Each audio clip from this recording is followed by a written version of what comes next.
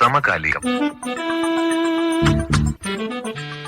19 വയസ്സിൽ കെട്ടിടത്തിന്റെ മുകളിൽ നിന്ന് വീണ് ഗുരുതരമായി പരിക്കേറ്റ് 13 വർഷമായി ജീവച്ഛവമായി വെന്റിലേറ്ററിൽ കോമയിൽ കഴിഞ്ഞിരുന്ന ഗാസിയാബാദുകാരൻ ഹരീഷ് റാണയ്ക്ക് ദയാവധം അഥവാ യുത്തനേസ്യ അനുവദിച്ച സുപ്രീംകോടതി വിധിയും തുടർ നടപടികളുമെല്ലാം വലിയ വാർത്തയായി കഴിഞ്ഞു.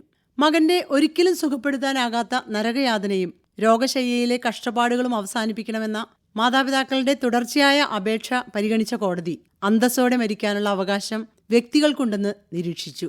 അതിന്റെ വെളിച്ചത്തിലാണ് യന്ത്രങ്ങളുടെ സഹായം കൊണ്ട് മാത്രം ജീവൻ നിലനിർത്തിയിരുന്ന റാണയ്ക്ക് ദയാവധം അനുവദിച്ചിരിക്കുന്നത്.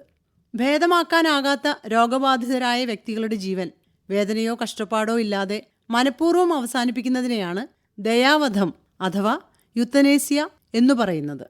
ഗ്രീക്ക് ഭാഷയിൽ യു എന്നതിന് നല്ലതെന്നും തനാത്തോസ് എന്നതിന് മരണം എന്നുമാണ് അർത്ഥം.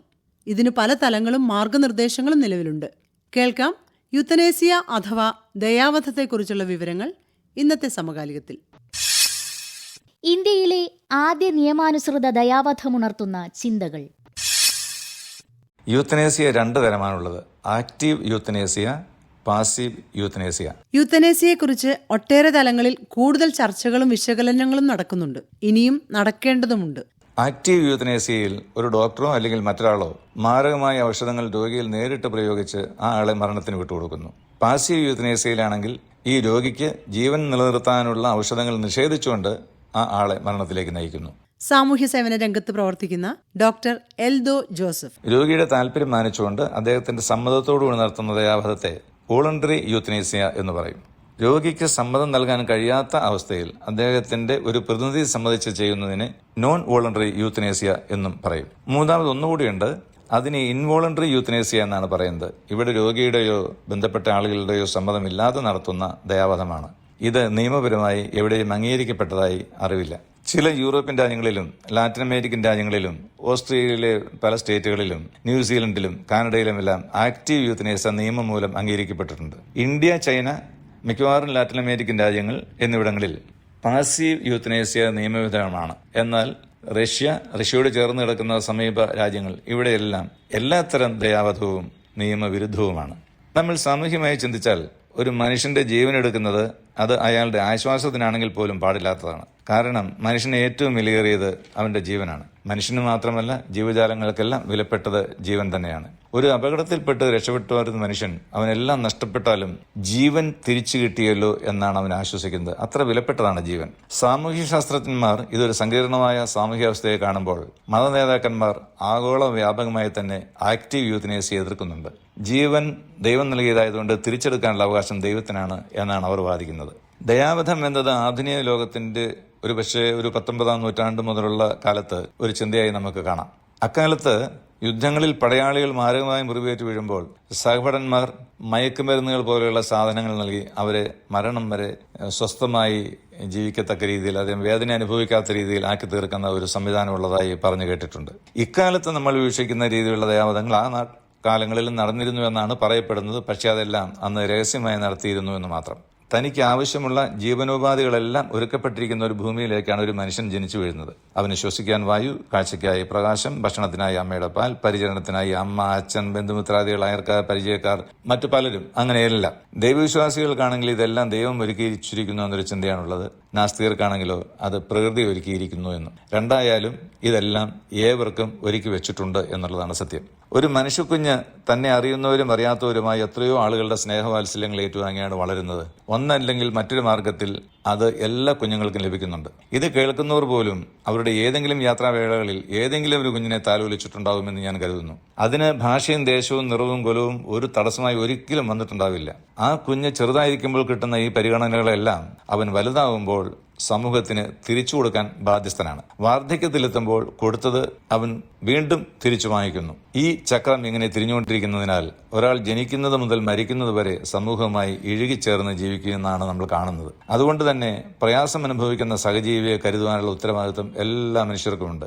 ഒരു ജീവനെ കൊല്ലുന്നത് അത് ഗർഭാവസ്ഥയിലായാലും ജനിച്ചതിന് ശേഷമായാലും വാർദ്ധക്യത്തിലെ രോഗാവസ്ഥയിലായാലും തിന്മപ്രവൃത്തിയായേ കാണാൻ കഴിയൂ. എങ്കിൽ പോലും വ്യക്തികളുടെ സ്വാതന്ത്ര്യം ചോദ്യം ചെയ്യപ്പെടുന്നത് ശരിയാണോ എന്ന ചിന്ത ഇവിടെ ബാക്കിയാവുന്നു.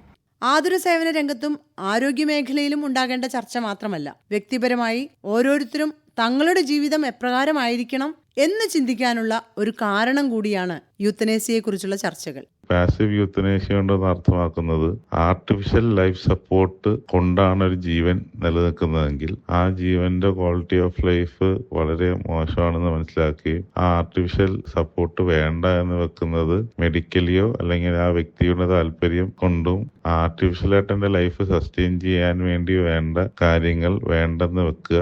IMA Kochi president doctor Athul Joseph Manuel. എന്റെ ജീവിതം എന്ന് പറയുന്ന ഒരു അഭിപ്രായം എടുക്കാൻ പറ്റാത്തൊരവസ്ഥയാണെങ്കിൽ ബാക്കി സംവിധാനങ്ങൾ ആ വ്യക്തിക്ക് വേണ്ടി ആ തീരുമാനം എടുക്കുന്നു എന്നുള്ള വരുമ്പോഴാണ് ലീഗൽ പോയിന്റ് ഓഫ് വ്യൂവിൽ ഈ ഒരു പാസീവ് യൂത്തനേഷ്യ എന്ന് പറയുന്ന ഒരു ഹെഡിങ്ങിന്റെ അടിയിൽ വന്നിരിക്കുന്ന ഒരു കാറ്റഗറിയോ ഇല്ലെങ്കിൽ withdrawing or withholding of artificial life support എന്നുള്ള രീതിയിലോട്ടോ ചിന്തിക്കാൻ പറ്റുന്നത്. അപ്പൊ ആ രീതിയിൽ വരുമ്പോൾ നമ്മൾക്ക് സ്വന്തമായിട്ട് തീരുമാനം എടുക്കാൻ പറ്റാത്തപ്പോൾ സിസ്റ്റം നമുക്ക് വേണ്ടി തീരുമാനം എടുക്കണമെന്നുള്ളതും അത് എനിക്ക് എടുക്കാൻ പറ്റാത്തൊരവസ്ഥയിലാണെങ്കിൽ എനിക്ക് അതിനെക്കുറിച്ച് നേരത്തെ എഴുതി വെക്കാം എന്നുള്ള രീതിയിൽ എനിക്ക് എന്റെ അഡ്വാൻസ്ഡ് മെഡിക്കൽ ഡയറക്റ്റീവ് എന്ന് പറയുന്ന ഒരു പത്രം എഴുതി വെക്കാനും അത് എനിക്ക് തീരുമാനം എടുക്കാൻ പറ്റാത്തപ്പോൾ അറിയിക്കാൻ വേണ്ടിയാണ്. ഈ ഒരു സംവിധാനം ആണ് നമുക്കിപ്പോൾ ഉള്ളത്. അതിന് മുമ്പ് നമ്മൾ മനസ്സിലാക്കേണ്ടത് ഈ തീരുമാനം എടുക്കാൻ പറ്റുന്ന ഒരാൾക്ക് ഈ തീരുമാനം നടപ്പിലാക്കാൻ പറ്റുന്നുണ്ടോ എന്നുള്ളൊരു ചോദ്യം അതിലും വലിയ ചോദ്യമാണ്. അതുകൊണ്ട് ഇത് പലപ്പോഴും നമ്മൾ ഈ മേഖലയിൽ കൂടുതൽ പ്രവർത്തിക്കുമ്പോൾ മനസ്സിലാകുന്നത് ഈ ഒരു ടോപ്പിക് വന്നത് കൊണ്ട് കൂടുതൽ തീരുമാനം എടുക്കാൻ പറ്റുന്ന ആൾക്കാർക്കെങ്കിലും ഈ തീരുമാനം നടപ്പിലാക്കാൻ അതൊന്നും പുറത്ത് സംസാരിക്കാനുള്ള ഒരു വേദി ഒരുങ്ങുന്നു എന്നുള്ളതാണ് ഇതിന്റെ ഏറ്റവും വലിയൊരു പോസിറ്റീവ് ആയിട്ടുള്ള കാര്യം. ഈ ഒരു രീതിയിൽ ജീവിതത്തിൽ ബുദ്ധിമുട്ടി കൂടി കടന്നു പോകുന്നവർക്ക് ഇങ്ങനത്തെ ഒരു അവസ്ഥ എനിക്ക് വന്നാൽ എന്ത് ചെയ്യണം എന്നുള്ള ഒരു ആഗ്രഹം ബാക്കിയുള്ളവരായിട്ട് ചർച്ച ചെയ്യാനുള്ള ഒരു അവസരമായിട്ട് ഇത് കൂടുതൽ വിനിയോഗിക്കുന്നതാണ്. നമ്മൾ IMA കൊച്ചിനിൽ കഴിഞ്ഞ സെപ്റ്റംബറിൽ ഒരു ലിവിംഗ് വിൽ, ഈ അഡ്വാൻസ് മെഡിക്കൽ ഡയറക്റ്റീവ് എന്ന് പറയുന്നതിന്റെ കൊളോക്കിയൽ നെയിം ലിവിംഗ് വിൽ എന്നാണ് ജീവിച്ചിരിക്കുമ്പോൾ എഴുതുന്നത്.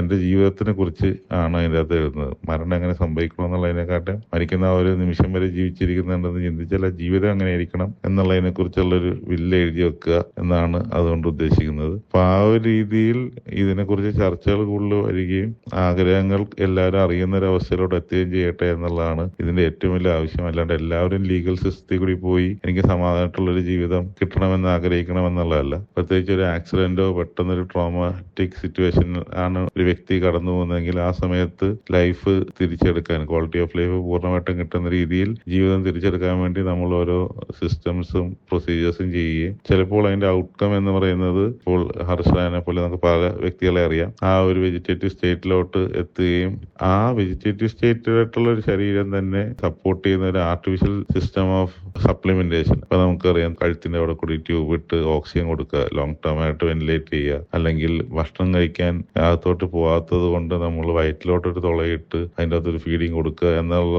ഈ പറഞ്ഞ ആർട്ടിഫിഷ്യൽ സിസ്റ്റത്തിൽ കൂടി ആ ബോഡീനെ സസ്റ്റെയിൻ ചെയ്യാൻ നോക്കുന്നത് വേണോ വേണ്ടെന്ന് വെക്കുന്നതാണ്. ആ പ്രൊസീജിയർ നിർത്തുമ്പോൾ ലൈഫ് എടുക്കുന്നതിന് തുല്യമാണ്. നമുക്ക് അറിഞ്ഞുകൊണ്ടാണ് നമ്മൾ പ്രൊസീജിയർ നിർത്താൻ പോകുന്നത്. അങ്ങനെ നിർത്തുമ്പോൾ എന്ത് വേണമെന്ന് പറയുന്ന ഒരു ചെറിയ ഘടകം, കാരണം നമ്മൾ പലപ്പോഴും ചെയ്യുന്നത് ഞാൻ നേരത്തെ പറഞ്ഞൊരു ട്രോമയോ പെട്ടെന്ന് ആക്റ്റീവായിട്ടിരുന്ന ഒരാൾക്കൊരു ബുദ്ധിമുട്ട് വരുമ്പോൾ അയാളെ പൂർണ്ണമായിട്ട് തിരിച്ചുകൊണ്ടുവരാമെന്നുള്ള പ്രതീക്ഷയിൽ ചെയ്യുന്നതാണ്. നമ്മൾ പലപ്പോഴും ദീർഘകാല അസുഖങ്ങൾ കൊണ്ടോ പ്രായധിക്യം കൊണ്ടോ പതുക്കെ ഡിറ്റീരിയേറ്റ് ചെയ്യുന്നവർക്ക് നമ്മൾ ഈ പറഞ്ഞ ഇതൊന്നും അഡ്വക്കേറ്റ് ചെയ്യുന്നില്ല. കൂടുതലും നമ്മൾ വരുന്നത് ന്യൂട്രീഷൻ ആൻഡ് എയർ എന്നുള്ളതാണ് രണ്ട് ലൈഫ് സസ്റ്റൈനിങ് സിസ്റ്റംസ് ആയിട്ട് വരുന്നത്. പിന്നെയുള്ളത് അതിൽ നിന്ന് പുറത്തോട്ട് വരുന്ന കാര്യങ്ങൾ പോകാനുള്ള, മൂത്രം പോകാനോ അല്ലെങ്കിൽ മലം പോകാനുള്ള സിസ്റ്റംസ് ആണ് പുറത്തോട്ട് പോകുന്നതിന് വേണ്ടി നമ്മൾ ഒരു ആർട്ടിഫിഷ്യൽ ലോങ് ടേം ഇതിൽ നമ്മൾ അറ്റാച്ച്മെന്റ് ടു എ ബോഡി എന്നുള്ള പറഞ്ഞ രീതി ചിന്തിക്കുന്നത്. ഇങ്ങനത്തെ അറ്റാച്ച്മെന്റ്സ് കണ്ടിന്യൂ ചെയ്യണോ, സ്റ്റോപ്പ് ചെയ്താൽ അത് ലൈഫ് ത്രെറ്റനിങ് ആയിട്ട് മാറുകയും അത് കാരണം ആ ജീവൻ നിശ്ചലമാകുകയും ചെയ്യുന്ന ഒരു അവസ്ഥയിൽ എങ്ങനെ എടുക്കണം ഈ തീരുമാനം എന്ന് പറയുന്നിടത്താണ് നമുക്കൊരു അഡ്വാൻസ് മെഡിക്കൽ ഡയറക്റ്റീവിന്റെയോ അതില്ലാത്ത ഒരാൾക്ക് അതിനെ നടപ്പിലാക്കണമെന്നുണ്ടെങ്കിൽ അത്ര എളുപ്പമല്ല ഈസി ആയിട്ട് ലിബറൽ ആക്കല്. അപ്പൊ അതിനുവേണ്ടിയാണ് ഒരു പ്രൈമറി ബോർഡ് ഒരു ഹോസ്പിറ്റലിനകത്ത് ഇങ്ങനത്തെ ഒരു തീരുമാനം എടുക്കേണ്ടതെന്നാൽ എടുക്കാൻ പറ്റണം. പ്രൈമറി ബോർഡിന്റെ ഇതും കൺസെൻസസ് ആകുന്നില്ലെങ്കിൽ സെക്കൻഡറി ബോർഡിന്റെ ഒരു റെഫറൻസ് വേണം. പിന്നീടാണ് നമുക്ക് ജില്ലാ തലത്തിലുള്ള ആ ഒരു സിസ്റ്റത്തിലോട്ട് പോകുന്നത്. പിന്നീട് അത് തീരുമാനം ആകുന്നില്ലെങ്കിൽ കോടതിയിൽ പോയി കുറച്ചും കൂടി സ്ക്രൂട്ടിനി ചെയ്ത് ഫൈനലൈസ് ചെയ്യണം എന്നുള്ള അവസ്ഥയിലോട്ട് ഒരു ഹൈറാർക്കിയൽ സിസ്റ്റത്തിലോട്ട് പോകുന്നത്. അതുകൊണ്ട് എല്ലാവരും ദയവ് ചെയ്ത് ഈ ഒരു പാസീവ് യൂത്തനേഷ്യ എന്നുള്ള ഒരു ദയാവധം എന്നുള്ള രീതിയിൽ ചിന്തിക്കരുത്.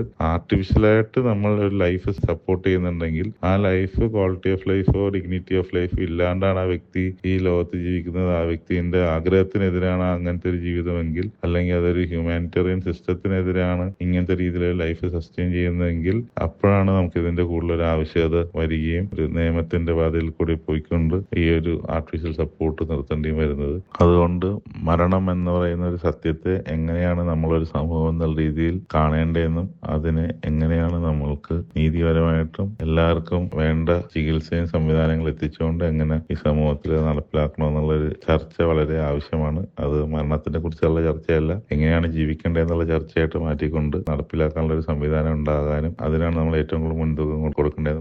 ഹരീഷ് റാണയുടെ കാര്യത്തിലും അതിനു മുൻപും പാസീവ് യൂത്തനേസിയെക്കുറിച്ച് നിരവധി കോടതി ഇടപെടലുകൾ ഉണ്ടായിട്ടുണ്ട്. അതേ തുടർന്നാണ് ഈ വിഷയത്തിൽ നിർണായകമായ വിധി വന്നിരിക്കുന്നത്. പാസീവ് യൂത്തനേഷ്യ എന്ന വാക്ക് ഇന്ന് നിയമവൃത്തങ്ങളിൽ ഏറെ ചർച്ച ചെയ്യപ്പെട്ട ഒരു വിഷയമാണ്. ഹൈക്കോടതി അഭിഭാഷകയായ അഡ്വക്കേറ്റ് റീന എബ്രഹാം ഹരീഷ് റാണ കേസിൽ സുപ്രീം കോടതി പാസീവ് യൂത്തനേഷ്യ നിയമാനുസൃതമാണെന്ന് പറഞ്ഞു കഴിഞ്ഞു. ഇന്ത്യയിൽ പാസീവ് യൂത്തനേഷ്യയുമായി ബന്ധപ്പെട്ട കേസുകൾ ആദ്യമായി ചർച്ച ചെയ്യപ്പെടുന്നത് 2011 അരുണ ഷാൻബാഗ് കേസിലാണ്. തീർച്ചയായും എല്ലാവരും അരുണ ഷാൻബാഗ് കേസ് ശ്രദ്ധിച്ചിട്ടുണ്ടാവും. മുംബൈയിലെ കിങ് എഡ്വേർഡ് മെമ്മോറിയൽ ഹോസ്പിറ്റലിൽ നേഴ്സായിരുന്ന അരുണ ഷാൻബാഗു ഏകദേശം 18 വർഷത്തോളം കോമയിൽ ഒരു ലൈംഗിക അതിക്രമത്തെ തുടർന്ന്, അതിനെ നമുക്ക് വെജിറ്റേറ്റീവ് സ്റ്റേജിൽ നിന്നാണ് നിയമത്തിൻ്റെ ഭാഷയിൽ അല്ലെങ്കിൽ മെഡിക്കൽ ടേംസിൽ പറയുന്നത്, അവർ വെജിറ്റേറ്റീവ് സ്റ്റേജിലാവുകയും തുടർന്ന് ആശുപത്രി അധികൃതർ ലൈഫ് സപ്പോർട്ടിംഗ് സിസ്റ്റത്തിലൂടെ അവരുടെ ജീവൻ നിലനിർത്തുകയുമായിരുന്നു. 2016 പത്രപ്രവർത്തകയായ അവരുടെ ഒരു സുഹൃത്ത്, ഒരു പത്രപ്രവർത്തകയാണെന്ന് അവകാശപ്പെട്ടുകൊണ്ടാണ് വന്നത്. അരുണ ഷാൻബാഗുവിൻ്റെ കേസ് അല്ലെങ്കിൽ അവരുടെ ആ ഒരു ഹിസ്റ്ററി, അവരുടെ ആ വിഷയം ഒരു റിപ്പോർട്ടാക്കാൻ വേണ്ടിയിട്ട് ആശുപത്രിയിൽ വന്ന് വർഷങ്ങളായിട്ടുള്ള കിടപ്പ് കണ്ട് യഥാർത്ഥത്തിൽ അരുണ ഷാൻബാഗുവിൻ്റെ സ്റ്റോറി കവർ ചെയ്യാൻ വന്ന് അവരുടെ വർഷങ്ങളായുള്ള കിടപ്പ് കണ്ടു കഴിഞ്ഞപ്പോൾ അവർക്ക് തോന്നി അരുണ ഷാൻബാഗുവിൻ്റെ ജീവൻ നിലനിർത്തുന്നതിലും നല്ലത് അവരെ മരണത്തിന് വിട്ടുകൊടുക്കുക എന്ന് ധരിച്ച് അവർ സുപ്രീം കോടതിയെ സമീപിക്കുകയാണ്. പാസീവ് യൂത്തനേഷ്യയിലൂടെ അരുണ ഷാൻബാഗുവിനെ രക്ഷിക്കണമെന്നൊരു അപേക്ഷിച്ചുകൊണ്ടാണ് സുപ്രീം കോടതിയെ സമീപിച്ചത്. ആ കേസിൽ വളരെ മനുഷ്യത്വപരമായ ഒരു സമീപനം ആശുപത്രി അധികൃതരുടെ ഭാഗത്തുനിന്നുണ്ടാവുകയാണ്. KEM ഹോസ്പിറ്റലിലെ ആശുപത്രി അധികൃതർ ഈ അപേക്ഷ എതിർത്ത് സുപ്രീം കോടതിയിൽ വാദിക്കുകയും തുടർന്ന് KEM ഹോസ്പിറ്റൽ എതിർത്തതുകൊണ്ട് പ്രസ്തുത ഹർജി സുപ്രീം കോടതി തള്ളുകയുമുണ്ടായി.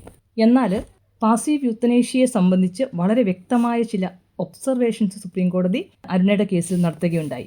അരുണയുടെ കേസിലാണ് ആദ്യമായി പാസീവ് യൂത്തനേഷ്യ എന്ന ആ ഒരു പദം ഇന്ത്യയിലെ നിയമവൃത്തങ്ങളിൽ മുഴുവൻ ചർച്ച ചെയ്യപ്പെടുകയും ഇന്ത്യൻ ഭരണഘടനയിൽ ആർട്ടിക്കിൾ 21 പറയുന്ന റൈറ്റ് ടു ലൈഫിൻ്റെ ഭാഗമാണോ, ഒരാൾക്ക് അന്തസ്സോടെ മരിക്കാനുള്ള അവകാശം ഉണ്ടോ, ഇങ്ങനെയുള്ള വലിയ വിഷയങ്ങൾ ആദ്യമായി ചർച്ചയ്ക്കെടുക്കും. ഇതിനു മുൻപും ചർച്ചയ്ക്ക് എടുത്തിട്ടുണ്ട്. പക്ഷേ പാസീവ് യൂത്തനേഷ്യയെ പറ്റിയുള്ള ജഡ്ജ്മെൻറ്റുകൾ, മറ്റു രാജ്യങ്ങളിൽ നിലവിൽ ഉള്ള വിധിന്യായങ്ങൾ, അവിടെയുള്ള വ്യവസ്ഥകൾ, ഇതൊക്കെ വളരെ വിശദമായി സുപ്രീം കോടതി വിശകലനം ചെയ്തുകൊണ്ട് അരുണയുടെ കേസിൽ വിധിയാണ് പുറപ്പെടുവിച്ചത്. ഈ അരുണയുടെ കേസ് കഴിഞ്ഞതിന് ശേഷം വീണ്ടും സുപ്രീം കോടതി മുൻപാകെ passive euthanasia, active euthanasia, article 21, right to life, right to death, ഇതെല്ലാം ചർച്ച ചെയ്യപ്പെടുന്ന മറ്റൊരു കേസ് വരികയുണ്ടായി. അത് 2018 സുപ്രീം കോടതി മുമ്പാകെ വീണ്ടും വന്ന ഒരു കോമൺ കോസ് എന്ന സംഘടന കൊടുത്ത ഒരു ഹർജിയാണ്. പ്രസ്തുത കേസിൽ പാസീവ് യൂത്തനേഷ്യയെ സംബന്ധിച്ച് വളരെ വിശദമായ മാർഗനിർദ്ദേശങ്ങൾ കോടതി പുറപ്പെടുവിക്കുകയും ഉണ്ടാവുകയും. ഈ കോമൺ കോസ് എന്ന സംഘടന ഈ കേസ് സുപ്രീം കോടതി മുൻപാകെ കൊണ്ടുവന്നത് ജീവിക്കാനുള്ള മനുഷ്യന്റെ അവകാശം, അതൊരു മൗലിക അവകാശമാണ്. അതുപോലെ തന്നെ അന്തസ്സോടെ മരിക്കാനുള്ള അവകാശവും ഒരു മൗലിക അവകാശമാണ് എന്ന് പറഞ്ഞുകൊണ്ടാണ്. മൗലിക അവകാശത്തെക്കുറിച്ചുള്ള വളരെ വിശദമായ വിശകലനങ്ങൾ ഈ കോമൺ കോസ് കേസിൽ സുപ്രീം കോടതി മുൻപാകെ വരികയുണ്ടായി. കോമൺ കോസ് പാസീവ് യൂത്തനേഷ്യയുമായി ബന്ധപ്പെട്ട് 2018 ഫയൽ ചെയ്ത ഈ കേസിന്റെ അകത്ത് ലിവിംഗ് വിൽ എന്ന ആശയം ആദ്യമായി കോടതി മുൻപാകെ വാദത്തിന് വരികയാണ്. ഈ ലിവിംഗ് വിൽ എന്നതിനെപ്പറ്റി ഇന്ത്യൻ നിയമവൃത്തങ്ങളിലൊന്നും അത്ര വലിയ തോതിലൊന്നും ചർച്ച ചെയ്യപ്പെടുകയുണ്ടായിരുന്നില്ല. ജീവിച്ചിരിക്കുമ്പോൾ തന്നെ ഒരാൾക്ക് തന്റെ ചികിത്സാ മാർഗങ്ങളെ സംബന്ധിച്ച്, അല്ലെങ്കിൽ താന് വെജിറ്റേറ്റീവ് സ്റ്റേജിലേക്ക് പോവുകയോ അല്ലെങ്കിൽ തനിക്ക് കൺസെന്റ് കൊടുക്കാൻ പറ്റാത്ത ഒരവസ്ഥയിലേക്ക് വരികയോ ചെയ്തു കഴിഞ്ഞാൽ തന്റെ ചികിത്സാ മാർഗങ്ങളെ സംബന്ധിച്ച് ഒരു വില്ല് എഴുതി വെക്കുന്നതിന് നിയമസാധുത കൊടുത്തുകൊണ്ടുള്ള ഒരു വിധിയാണ് ഈ കേസിൽ അംഗീകരിക്കപ്പെട്ടത്. കൂടാതെ പെർമനന്റ് വെജിറ്റേറ്റീവ് സ്റ്റേജിലേക്ക് അല്ലെങ്കിൽ പെർമനന്റ് വെജിറ്റേറ്റീവ് സ്റ്റേജിലായ ഒരാളെ സംബന്ധിച്ച് പാസീവ് യൂത്തനേഷ്യ തീരുമാനമെടുക്കുന്നതിന് ഒരു 2 ടയർ 2 തലത്തിലുള്ള ഒരു സംവിധാനവും സുപ്രീം കോടതി നിഷ്കർഷിക്കുകയുണ്ടായി. അതും ഈ കോമൺ കോസ് കേസിലാണ് നിലവിൽ വരുന്നത്. ആദ്യമായി കൃത്യമായ ഒരു സംവിധാനം ഒരു കോടതി വിധി വഴി പാസീവ് യൂത്തനേഷ്യയെ സംബന്ധിച്ച് നിലവിൽ വരുന്നത് ഈ കേസ് മുതലാണ്. തുടർന്ന് വീണ്ടും 2023 ഈ കേസിലെ മാർഗനിർദ്ദേശങ്ങൾ, അതായത് 2018 കോമൺ കോസ് കേസിലെ മാർഗനിർദ്ദേശങ്ങൾ പാസീവ് യൂത്തനേഷ്യയെ സംബന്ധിച്ച് എന്തൊക്കെ പറഞ്ഞു അത് സുപ്രീം കോടതി ഒരിക്കൽ കൂടി നവീകരിക്കുകയും ചെയ്തു. ഒപ്പം ഇതിനെ സംബന്ധിച്ചൊരു നിയമനിർമ്മാണം ഉണ്ടാകേണ്ടതിന്റെ ആവശ്യകത കോടതി എടുത്തു പറയുകയും ഉണ്ടായി. ഈ 2023 നവീകരിച്ച മാർഗനിർദ്ദേശങ്ങൾ പ്രകാരം നടപടിക്രമങ്ങൾ ഒന്നുകൂടി ലഘൂകരിച്ചു. തുടർന്നാണ് ഈ നിയമ പോരാട്ടത്തിന്റെ പിന്തുടർച്ചയായാണ് ഇന്ത്യ മുഴുക്ക ചർച്ച ചെയ്ത ഹരീഷ് റാണ കേസ് സുപ്രീം കോടതി മുൻപാകെ വന്നത്. പ്രസ്തുത കേസിൽ പെർമനന്റ് വെജിറ്റേറ്റീവ് സ്റ്റേജിൽ കഴിയുന്ന ഹരീഷ് റാണ എന്ന ചെറുപ്പക്കാരന്റെ ലൈഫ് സപ്പോർട്ടിംഗ് സിസ്റ്റം, അദ്ദേഹം ഏകദേശം 13 വർഷം ലൈഫ് സപ്പോർട്ടിംഗ് സിസ്റ്റത്തിലൂടെ മാത്രം ജീവൻ നിലനിർത്തിക്കൊണ്ടിരിക്കുകയായിരുന്നു. അങ്ങനെ ലൈഫ് സപ്പോർട്ടിംഗ് സിസ്റ്റത്തിലൂടെ നിലനിർത്തിക്കൊണ്ട് പോന്നിരുന്ന ആ ജീവൻ അല്ലെങ്കിൽ ലൈഫ് സപ്പോർട്ടിംഗ് സിസ്റ്റം വിഡ്രോ ചെയ്യാൻ അദ്ദേഹത്തിന്റെ പേരൻസിന് ആ കേസ് ഫയൽ ചെയ്ത അദ്ദേഹത്തിന്റെ ബന്ധുക്കൾക്ക് അനുവാദം കൊടുത്തുകൊണ്ട് സുപ്രീം കോടതി പുറപ്പെടുവിച്ച ആ ഒരു വിധിയാണ് ഇന്ന് ഇന്ത്യ മുഴുവൻ ചർച്ച ചെയ്യപ്പെടുന്ന ഹരീഷ് റാണ കേസ് എന്ന് നമ്മൾ വിളിക്കുന്ന പാസീവ് യൂത്തനേഷ്യ നിയമവിധേയമാണ് എന്ന് പറയുന്ന വളരെ ചരിത്രപ്രസിദ്ധമായ വിധി ഇന്ത്യൻ സുപ്രീം കോടതി പുറപ്പെടുവിച്ചിരിക്കുന്നു. അസഹനീയവും ചികിത്സയില്ലാത്തതുമായ വേദനയിൽ നിന്നും രോഗാതുരതയുടെ കഷ്ടപ്പാടിൽ നിന്നും രോഗിക്ക് രക്ഷപ്പെടാനോ അയാളെ രക്ഷപ്പെടുത്താനോ യൂത്തനേസിയ ഒരു അവസാന മാർഗമായി ചൂണ്ടിക്കാണിക്കപ്പെടുമ്പോൾ തന്നെ അതിൻ്റെ ധാർമ്മികതയെ ചോദ്യം ചെയ്യുന്ന അവസ്ഥകൾ പലതുണ്ട്. അതിന് പ്രത്യക്ഷമായും പരോക്ഷമായും മാർഗങ്ങൾ പലതുണ്ടെങ്കിലും പാസീവ് യൂത്തനേസിയ അല്ലെങ്കിൽ പരോക്ഷമായ രീതിക്കാണ് നമ്മുടെ രാജ്യത്ത് നിയമപരിരക്ഷ പരിഗണിക്കപ്പെടുന്നത്. ജീവന്റെ സൃഷ്ടാവ് ദൈവമാണ്, എല്ലാ തരത്തിലുള്ള ജീവനെയും ബഹുമാനിക്കണം എന്നിങ്ങനെയുള്ള എതിർവാദങ്ങളും ദയാവധത്തെക്കുറിച്ച് ഉന്നയിക്കപ്പെടുന്നു. വിദേശ രാജ്യങ്ങൾ പലതും നിയമപരമായി ഇതിനെ പിന്തുണയ്ക്കുന്നുണ്ടെങ്കിലും കൂടുതൽ പഠനങ്ങളും ഗവേഷണങ്ങളും വിലയിരുത്തലുകളും ഈ വിഷയത്തിൽ ഉണ്ടാകേണ്ടതുണ്ട്. ഭരണഘടന അനുശാസിക്കുന്ന അന്തസ്സുള്ള ജീവിതത്തിന്റെ ഭാഗമാണോ അന്തസ്സുള്ള മരണവും എന്ന് ചിന്തിക്കാനുള്ള ഒരു വഴിവിളക്കാകട്ടെ യൂത്തനേസിയയെക്കുറിച്ചുള്ള ചർച്ചകൾ. ഇന്ത്യയിലെ ആദ്യ നിയമാനുസൃത ദയാവധമുണർത്തുന്ന ചിന്തകൾ. നിർവഹണം റിയാസ് കളപ്പുരയിൽ. സഹകരണം ഷൈജി ടോണി. അവതരണം ആകാശവാണി കൊച്ചി FM 102.3.